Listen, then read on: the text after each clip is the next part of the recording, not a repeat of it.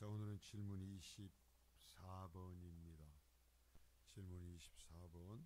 그리스도는 어떻게 선지자의 직무를 수행하고 계십니까? 자, 이제 예수 그리스도에 대해서 얘기를 하는 이제 부분이잖아요. 여기에서 말하기를 예수는 왕과 선지자와 제사장의 이 세 가지의 직무를 행하신다 이야기를 했어요. 그러면 이제 첫 번째 얘기했으면 선지자의 그리스도는 어떻게 선지자의 직무를 수행하고 계십니까? 선지자는 뭐예요? 하나님으로부터 하나님의 말씀을 받아서 전하는 거예요. 계시하는 게 선지자예요. 그러면 예수님께서 그러한 하나님의 말씀을 우리 인간들에게 전하시는 그 직무를 어떻게 행하시는지, 우리는 그래서 예수 그리스도로부터 어떻게 말씀을 받아서 구원에 이를 수 있는지 이 부분을 이제 우리가 배우려고 하는 거예요. 그래서 답을 같이 읽습니다. 자, 시작. 그리스도는 자신의 말씀과 성령으로 우리의 구원을 위해 하나님의 뜻을 계시하시며 선지자의 직무를 수행하고 계십니다. 자, 아주 기가 막히게 참 이런 이제 그 고백서를 볼 때마다 우리의 선배들이 정말 어떻게 성경에 정통하고 단어 하나하나를 다르게 썼는지를 감탄하지 않을 수가 없어요. 그래서 아주 간략하게 두 줄로 선지자의 직무에 대해서 얘기하는데요. 자, 보십시오. 그리스도는 주체죠. 그리스도가 선지자의 직무를 수행하고 계셔요. 그러면 어떻게 두 가지의 방법으로 선지자의 직무를 행하신다. 그러면 이 말은 뭐 하려고 그러냐면은 우리가 그리스도로부터 선지자적인 은혜를 받기 위해서는, 선지자적인 직무를 따라 은혜를 받기 위해서는 어떻게 해야 되는가라는 이것을 여기에서 알 수가 있는 거예요. 그냥 막 들락날락 하는 것이 아니라 우리가 바로 배워야 돼요. 그래서 이걸 첫 번째, 자, 선지자의 직무를 행하시는데 첫 번째는 뭐냐면 말씀이에요. 말씀. 자신의 말씀과 두 번째 성령으로. 자, 첫 번째가 뭐냐면 말씀 그리고 성령이요. 그러니까 말씀 없이는 그리스도의 주신 은혜를 입을 수가 없어요. 하나님께 주신 말씀에 근거하지 않는 예수의 이야기는 거짓이에요. 하나님의 말씀에 근거한 예수 그리스도야 되고, 말씀에 근거한 성령이야 되고, 말씀에 근거한 하나님이야 되고, 그래서 그 말씀에 근거한 교회여야 되고, 그 말씀에 근거한 성도여야 되는 거예요. 이게 가장 핵심이에요. 말씀으로 우리에게 여기, 그러니까 그 말씀은 뭐예요? 결국은 기록해 놓은 성경이에요. 계시. 말씀으로. 두 번째 뭐예요? 성령으로. 자, 늘 제가 얘기하잖아요. 바르게 그 말씀을 읽고 듣고 받아들입니다. 그럴 때 하나님께서 성령의 역사를 통해서 그 말씀이 내게 믿어지게 하신다. 그래서 그 말씀해 주신 것들이 나에게 구원으로서 작용하게 하신다 라는 이야기를 항상 제가 합니다. 그냥 사람의 얘기 아니고 이건 성경 전체의 얘기예요. 그래서 두 번째는 성령으로. 그래서 무엇을 이루는가? 우리의 구원을 위해. 그러니까 우리가 구원받기 위해서는 다른 게 없다. 오직 말씀과 예수님께서 약속하신 그 말씀을 따라 역사하시는 예수님께서 보내신 성령. 그래서 여기 뭐라고 그러냐면 예수님께서 성령은, 우리가 성경 66권을 통해서 성령은 우리에게 어떻게 오시는가 라는 이야기를 하면서 고백할 때 성령은 성부 하나님께서 보내시고 성자 하나님께서 보내신다 그래요.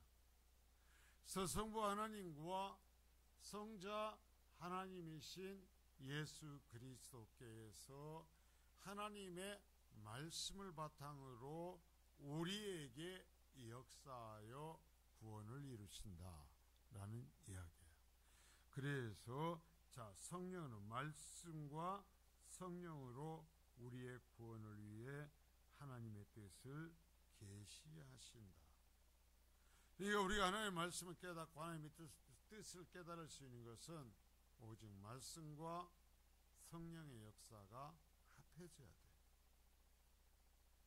문맥과 지식적으로 신학을 아무리 잘했다 할지라도, 원어를 달달 암송한다 할지라도, 그것은 문학적인 이해는 될 수 있을지 모르지만 구원에 이를 수 있는 능력으로 나타나지는 않아요. 왜? 성령의 작용이 없기 때문이에요.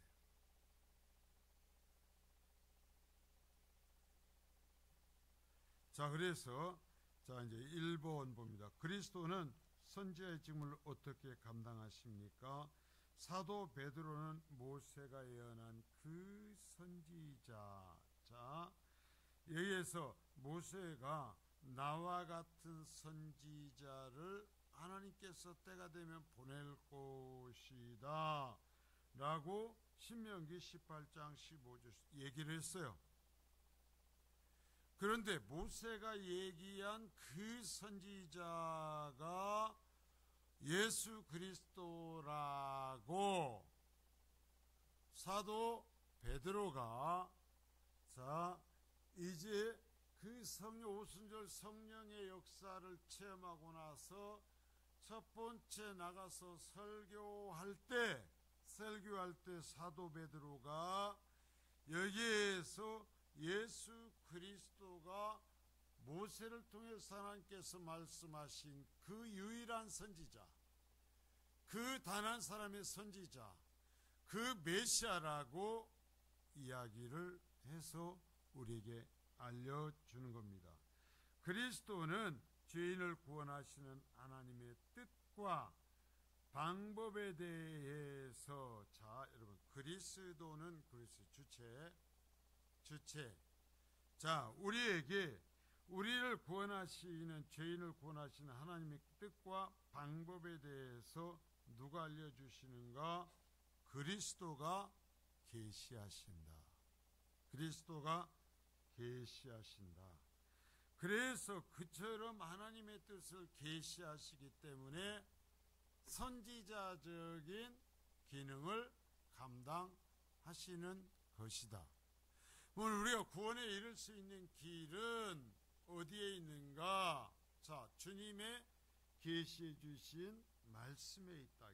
말씀에 있어. 내가 환상을 보고 내게 하나님이 감동이 줘서 내가 깨달았어요. 하나님은요, 이렇게 해가지고 여기서 기도해서 환상을 보고 계시를 보고는 구원을 줘요. 웃기는 소리 하지 말아요.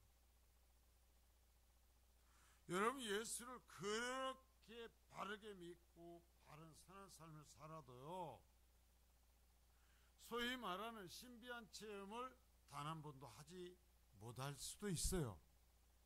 그것은 체험은 구원과 상관이 없어요.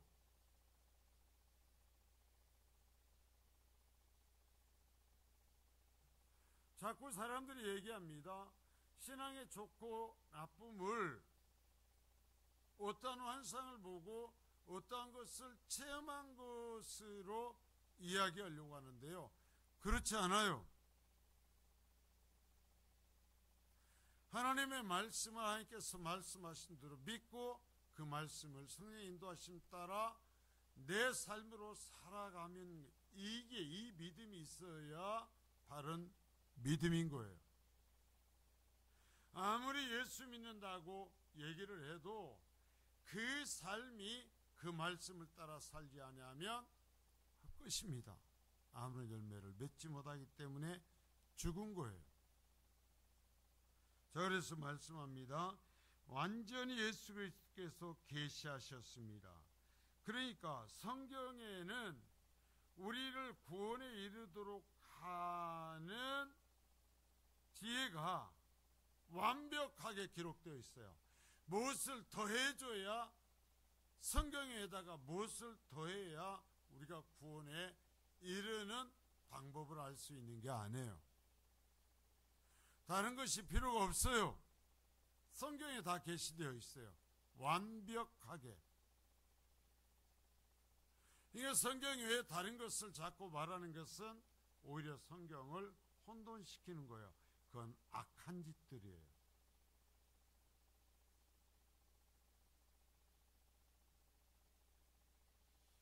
그리스도는 하나님의 뜻을 선포하기 위해 이 땅에 오셨다. 자, 선지자적인 측면에서 제사장적인 왕적인 것을 때려놓고 선지자적인 측면으로서만 보면 그리스도는 왜 이 땅에 오셨는가?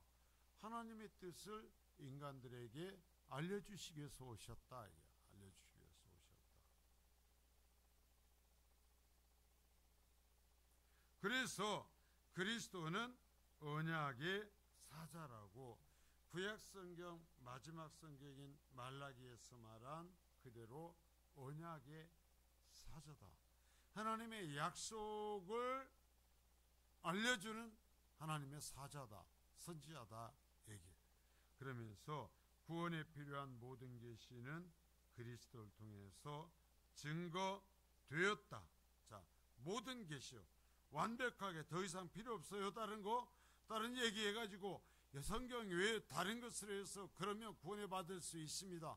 그거 다 헛소리예요. 모든 계시는 그리스도를 통해서 증거돼서 모든 구원에 필요한 모든 것은, 이러한 증거들은 오류가 없어야 하기 때문에, 자, 이 성경에서 말씀하시는 것들이 우리를 구원에 이르도록 하는데 틀린 것들이 있다면 우리는 구원에 이르지 못할 수도 있겠죠. 그래서 성경에 하나님 예수 그리스도께서 계시하신 이 말씀에 우리의 구원을 위한 것은 전혀 오류가 없다. 틀린 것이 없다. 자, 두 번째, 그리스도 하나님의 뜻을 계시하는 방법은 무엇입니까? 자, 그리스도 하나님 뜻을 계시하셨는데 외적으로 내적으로 정말 참 기가 막히게 우리 믿음의 선배들이 이 분류해서 우리에게 설명해 주셨어요. 자, 먼저 외적으로는 말씀을 통해서 계시하신다. 말씀으로. 그러면 그 말씀을 읽고 들으면, 자, 그것이 정말 우리를 위해서 우리를 구원하시기 위한 하나님의 뜻이라는 것을 어떻게 믿을 수 있는가? 어떻게 믿을 수 있는가라는 것은 성령의 역사가 내면적으로 임해야 된다. 아까 처음에 얘기했던 거예요. 외적으로는 하나님의 말씀, 그 말씀이 들어오면 다 되는가? 말씀만 잘 암송하고 말씀만 잘 알면 구원에 이르는 거 아니에요. 바리새인과 서기관들이요, 말씀을 기가 막히게 알았어요. 그러나 구원에 이르지 못했어요. 성령의 역사가 있어야 돼요. 성령의 역사가 있어야 돼요. 그런데 말씀을 계시해서 말씀을 기록해서 주신 하나님이나 그 말씀을 바탕으로 우리의 내면의 역사에서 구원을 이루시는 그 말씀을 믿게 하신 하나님이나 똑같은 하나님이요. 하나님. 자, 그래서 그리스도가 하나님의 뜻을 나타내신 것은 구약에서부터다. 시내산에서 모세에게 말씀하셨다. 신약에서 그리스도께서 또 말씀하셨다.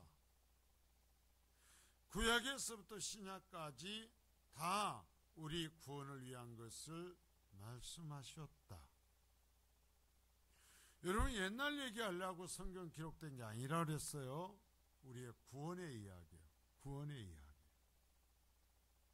아무리 성경을 설교를 잘해도요, 재미있게 동화 구현하듯이 잘해도요, 그 말씀을 하나님의 말씀으로, 그리고 나의 구원을 위한 말씀으로 받아들이지 않으면 헛거예요.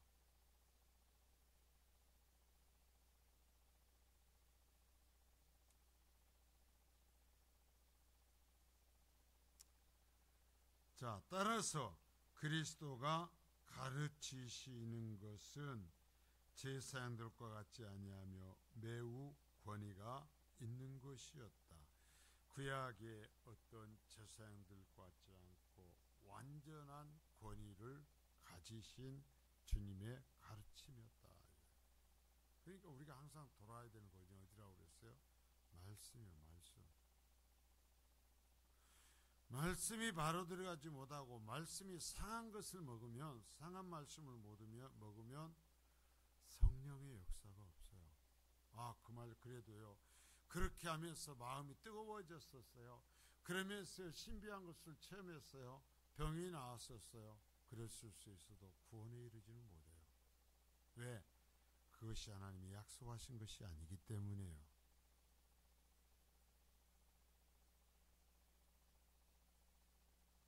구약성경에서 우리가 계속 보듯이 그러한 신비한 체험은 사탄도 얼마든지 할 수 있어요. 그러니까 항상 중요한 뭐냐? 하나님이 계시하신 성경 66권의 말씀에 맞는지 아닌지를 분명히 알아야 된다. 예수 그리스도의 선지자적인 측면의 이 계시를 바르게 우리가 따라가야 된다. 그래야 성령의 역사도 임재하는 거고, 그래야 왕으로서 이 세상을 통치하시는 그 하나님의 권세를 인정하고 순종할 수 있어요. 이 성경 말씀을 바르게 받지 아니하니까 교회를 다니면서도요, 하나님께 순종하는 것이 아니라 사람에게 순종하고요. 자, 이 말씀에 바로 되어 있지 아니하니까 예수를 믿고 직분을 받았다고 해도 순종하지 않아요. 그 말씀에 순종하지 않아요. 그 말씀을 따라 살지 않아요. 그건 구원에 이르는 신앙이 아닌 거예요.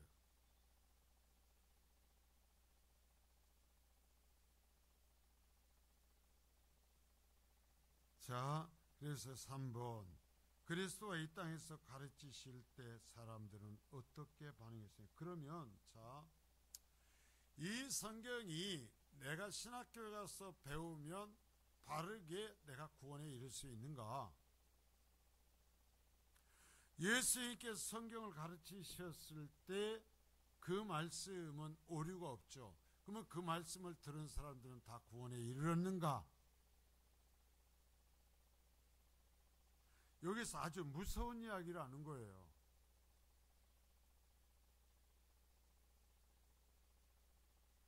여러분, 예수님이 가르치신 말씀에 오류가 있어요, 없어요? 없죠. 그런데 예수님이 직접 가르치실 때 모든 사람들이 그 말씀을 받아들여요, 안 받아들여요? 여러분, 받아들인 사람 많았어요, 안 받아들인 사람이 많았어요? 안 받아들인 사람이 절대적이었어요. 그러면 이 시대에 예수님이 아닌 하나님께 사자들, 대언자들을 세워서 전하는 말씀에, 자, 확률적으로 보면 예수님께 전하시는 말씀을 듣는 것과 세워진 사람이 전했을 때 말씀을, 그것을 받아들이는 것이 어느 쪽의 확률이 높을 것 같아요? 이건 무서운 이야기예요. 그래서 우리가 평생 기도해야 되는 건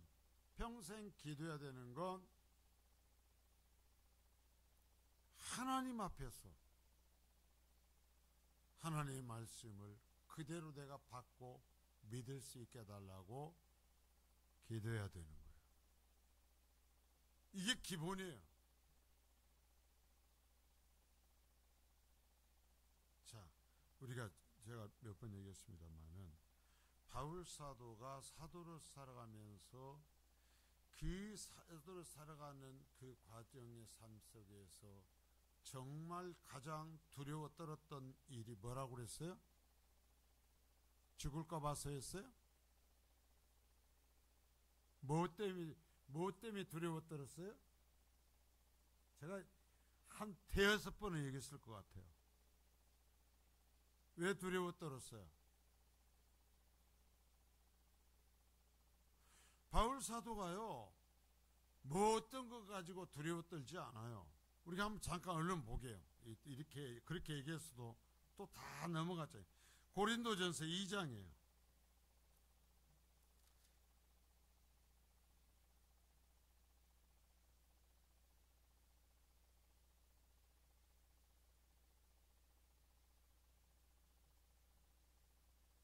자, 2장 1절서부터 5절까지 고린도전서 2장 1절서부터 264쪽쯤 될 거예요.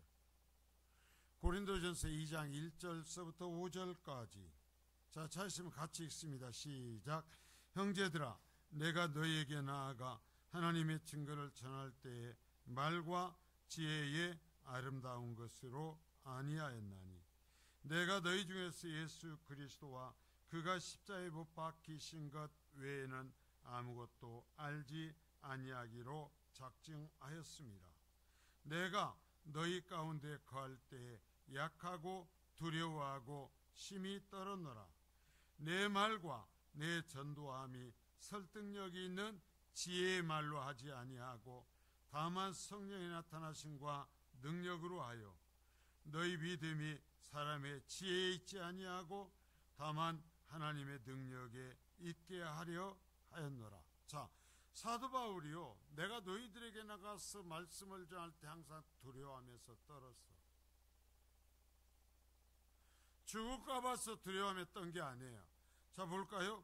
내가 너희에게 나아가 하나님의 증거, 하나님의 말씀을 전할 때 말과, 자, 말의 어떤 능력, 재미있게 사람들이 좋아하는 어떤 표현으로 하지 않고 지혜의 아름다운 것으로 하지 않았다. 사람의 어떤 지혜 방식을 더해서 요즘 같으면 재미있게 외화들고 그런 방식으로 하지 않았다라는 거예요. 다만 내가 너희 중에서 예수 그리스도와 그가 십자가에 못 박히신 것 외에는 아무것도 알지 못하는 것처럼 했다 이거예요. 바울 사도가요, 율법학자 중에 율법학자요. 근데 그가 얘기합니다. 내가 너희에 나와서 말씀을 전할 때 마치 나는 예수 그리스도와 그 예수 그리스도와 십자가에 못 박히신 것 외에는 아무것도 알지 못하는 사람처럼 했다 이거예요. 그러니까 뭔만 얘기했다라는 거예요? 예수 그리스도와 그리스도의 십자가만을 얘기했다라는 거예요. 그러면서 얘기해요. 자, 내가 너희 가운데 거할 때 약하고 두려워하고 심히 떨었다. 그럼 왜 두려워하고 떨었어요? 내 말과, 자, 내가 하고 싶은 말과, 그리고 내가 하는 말과 전도함이 설득력 있는 지혜의 말로 할까봐 두려워 떨었다 이거예요. 지혜롭게 사람들이 생각하는 어떤 지혜로운 방법으로 전하게 될까봐 두려워 떨었다. 자, 다만 성령의 나타나심과 능력으로 하여 너희 믿음이 사람의 지혜에 있지 아니하고 다만 하나님의 능력에 있게 하려고 하였었다. 자, 그래요. 사람의 설득력이 있는 지혜 말로 하지 않았다. 사람들이 재미있어하고 원하는 말로 내가 하나님 말씀 전하게 될까봐 내가 가장 두려워하며 떨었다는 거예요. 그러면 자, 바꾸는 거 생각해 봅시다.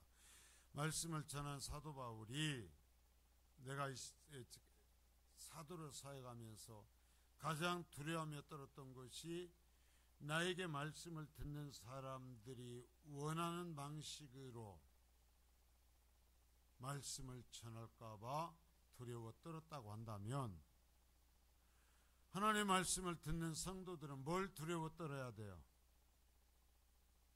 여러분, 뭘 두려워 떨어야 돼요? 제일로 뭘 두려워해야 돼요? 하나님의 말씀 그대로가 아니라 내가 원하는 대로 말씀 들으려고 할까 봐 나는 평생을 두려워하며 떨었습니다 해야 돼요. 아시겠어요? 전하는 사람이 사람의 지혜 말로 내가 전할 말씀을 전할까 봐서 두려워 떨었다고 한다면, 듣는 성도들은 하나님께서 계시해 놓으신 예수 그리스도 십자가에 대한 얘기가 아니라 내 기분 좋게 하고 나 위로하고 내가 듣기 편한 말 들려달라고 얘기하며 하나님 말씀에 불평할까 봐 나는 평생을 두려워하며 떨었습니다라고 얘기해야 된다는 거예요. 성도는 그렇게 살아야 되는 거예요. 전하는 사람은 그렇게 얘기될까 봐 두려워 떠는데, 듣는 사람들은 힘들게 얘기하지 마시오, 재미있게 얘기하시오, 평안하게 얘기하시오면 어떡할 거냐라는 얘기예요. 그러면 이런 얘기하면, 이렇게 성경을 보고 이대로 얘기하면 모든 사람들이 아 그렇구나, 이제부터는 내가 원하는 말 절대로 그것 원할까 봐 내가 두렵다.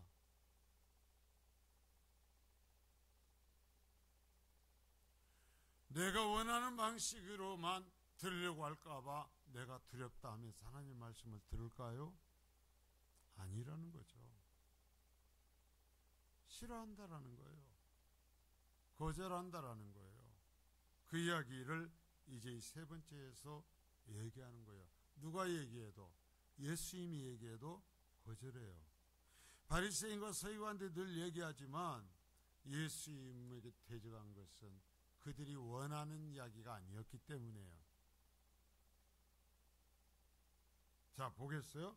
그리스도는 제사장과 바리새인과 서기관들을 비롯해서 많은 사람을 가르치셨다. 그렇죠. 주님 오르셔서 끊임없이 외치고 가르치셨어요. 선포하셨어요. 선지자처럼, 구약의 선지자처럼 외치셨어요. 그러나 사람들의 반응은 이사야 시대와 같았다. 이게 뭐냐면 53년 안 듣는 거예요. 아무리 하나님께 선지자를 보내서 듣게 외치게 해도 안 듣는 거예요. 거절하는 거예요.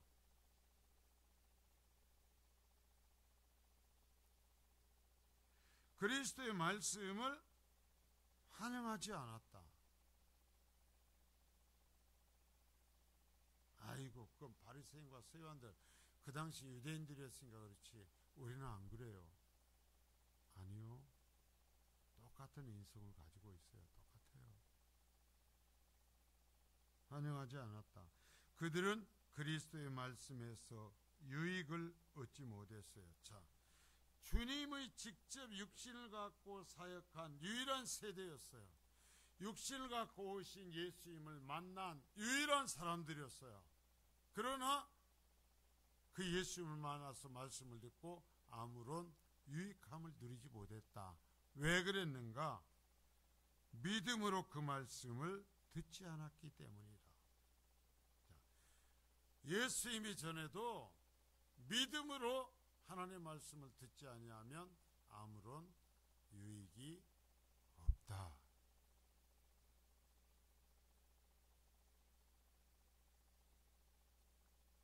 여러분, 내가 듣는 걸 불편한다고 해서 하나님의 말씀을 바꿔주시지 않아요.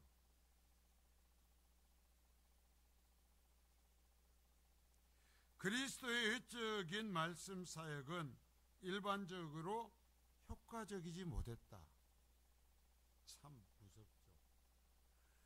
예수님께서 와서서 말씀을 선포하시는, 자, 말씀을 선포하는 것이 외적인 사역이잖아요.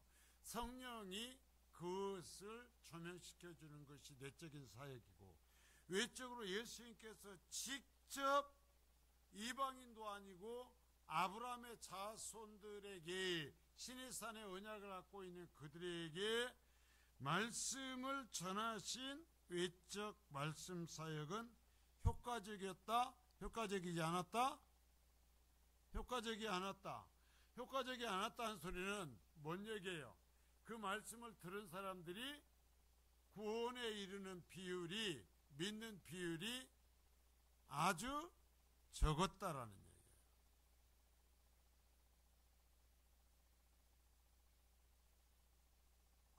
그냥 딱 효과적이지 않았어요. 예수님 외쳐봤자 그 말씀을 듣고 믿고 회개한 사람 거의 없었어. 그 얘기예요. 그러니까 지금 만일에 예수님이 다시 오셔서 말씀을 전하면 믿을까? 아니다라는 얘기예요. 아니다. 노아가 여러분 120년을 배를 만들 때 배만 만들었을까요? 쉬지 않고 외쳤을 거예요. 하나님의 심판을 외쳤을 거예요. 몇 사람이 얘기했어요? 한 사람도 얘기하지 않았어요. 120년 동안 하나님께 심판하신다, 회개하라고 외쳤는데 120년 동안 하나도 얘기하지 않았어요. 이게 우리와 같은 육체를 가진 인간들의 모습이에요. 그런데 내가 예수 믿잖아요. 그냥 놀라워요? 놀랍지 않아요? 놀라운 거예요. 그래서 이제 가장 큰 신비고 가장 큰 기적이다. 내가 예수 믿는 것이 세상에서 가장 큰 신비고 가장 큰 기적이다. 이게 내가 예수 믿는 거예요. 그러면서 얘기합니다. 그리스도의 말씀은 내적으로 성령의 역사가 있어야 된다. 자, 성령님의 역사하심으로써 그 성령의 역사가 없으면 아무리 예수님이 직접 외쳐도 효율적이지 못하다. 믿지 않는다. 이게. 성령이 영적인 이해력을 주셔야 하며, 불러 성령이 달라고 그래갖고 뭐 하려고요? 말씀을 믿을 수 있게 해달라고. 내가 불의 사자가 되어가지고 그래서 능력이 있어가지고 내 마음에 안 드는 사람들을 그냥 너 죽어 하면 죽는 일이 일어나도록 하려고 성령에 불러오는 거예요? 능력의 사람 되는 거예요? 나한테 잘하는 사람들에게는 너희들은 잘돼 하고, 나를 미워하는 사람들에게는 너를 저주해서 너희들은 잘못돼 여러분 해가지고 그 일이 일어나도록 하기 위해서 능력 있는 사람 되려고 하는 거예요? 그거잖아요. 솔직히 딱 깨놓고 하면.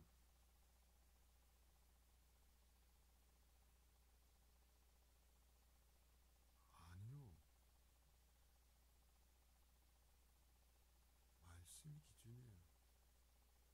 그래서 말씀을 이해할 수 있도록 하나님께서 다시 내게 풀어서 알려주셔야 돼요. 역사하셔야 돼요. 성령의 말씀을 내적인 빛으로 만들어 주셔야 된다. 그 말씀이 내 자신을 비추고 내 악함을 보고, 그래서 하나님 앞에서 내 더러운 것을 놓고 회개하는 역사를 일으켜야 된다. 그의 말씀을 들으면 그 말씀이 좌우의 날선 금보다도 더 예리하여 내가 미워하는 자들을 찌르고 변화시키는 것이 아니라 내 자신을 찌르고 내 자신을 변화시켜야 되는 거예요.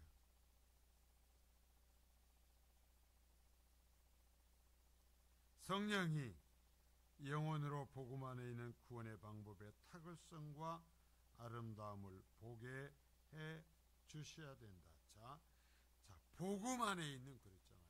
복음 안에 있는, 말씀 안에 있는 구원의 방법의 탁월성과 아름다움을 볼 수 있게 주셔야 된다.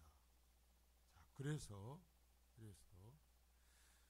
때로는 신학 공부를 하고 언어적인 공부를 해서, 자, 문자적인 이해를 하고 지성적으로 성경을 이해하는 것이 필요해요. 너무나 지적인 수준이 떨어지면 참 어떠한 믿음의 발생이 완벽하게 흔들리지 않는 믿음 아래 서는 것이 어려워요. 또한 성경의 바른 지식이 없으면 흔들리지 않는 견고한 믿음에 서기가 어려워요. 재료가 없으면. 그러나 그것만으로서는 구원에 이르지 못해요. 그것에 성령의 조명이 있어야 된다. 성령의 적용이 있어야 된다. 그래야 우리가 구원에 이를 수 있다. 자, 다시 얘기합니다. 예수님께서 왕과 제사장과 선지자적인 세 가지의 직무를 행하시는데, 첫 번째 선지자적인 직무는 하나님의 뜻을 알려주시는 것이다. 계시하시는 것이다. 그러면 왜 하나님의 뜻, 하나님의 말씀을 계시해야 되는가? 그 말씀으로서만 구원에 이르게 하기 때문이에요. 그래서 하나님의 말씀을 예수 그리스도께서 계시하신 그대로 우리가 듣고 받아야 되고, 그럴 때 성령의 역사하심 속에서 우리가 구원에 이를 수 있어요. 그러니까 예수님께서 하시는 선지자적인 계시, 이 말씀, 바로 말씀의 선포와 선지자적인 계시. 자, 분명히 이 땅에 오셔서 계시하시고 기록하시게 하는 것은 예수님과 성령이 하셨지만, 이 시대의 교회에 또한 사람들에게 그 기록된 말씀을 다시 한번 계시하시는 것은 하나님의 사자들 통해서 하는 거예요. 그게 설교예요. 그래서 강단에서 외쳐지는 말씀이 다른 얘기하면 안 돼. 그래서 바울 사도는 다른 얘기할까 봐 두려워 떨었다 그랬어요. 그래서 이 듣는 사람들도 다른 말 듣고 싶어 할까 봐 늘 하나님 앞에 기도하고 두려워 떨어야 된다. 그래서 바른 말씀을 읽고 들을 때 성령께서 역사하셔서 그 말씀이 믿어지게 하시고 그 말씀을 통해 주시는 구원에 이르게 하신다. 이것이 예수 그리스도의 선지자적인 직무다라는 것을 말씀드려요. 그러니까 이 선지자적인 직무가 없으면 우리가 구원에 이를 수 없어요. 그래 다루는 것도 선지자적인 직무를 제일 첫 번째 다루는 거예요. 왜? 그것이 기본이고 그것을 바탕으로 이루어지기 때문에. 같이 기도합니다. 아버지 하나님 감사합니다.